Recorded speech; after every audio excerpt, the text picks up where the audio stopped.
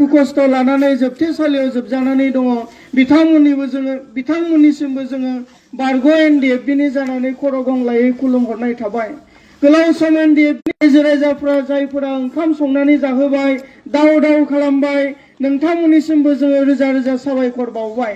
दिनै जोङो मोनसे गोनां हाबाफारि लानानै नैबे सस्त्रपारानि बजार एबा हाथाइसालियाव नुजाथिफैदों। जोंनि थांखियानो जाबाय जोंनि समाज फोसाबनाय। जोंनि समाजखौ दिनै बेहे गुबुन गुबुन आयदाफ्रा फोजोबस्रांनो नागिरगासिनो दङ। जों नुहुरदों फैबाय थानाय 50 बोसोरनि उनाव जोंनि भबिष्यतआ खोमसि।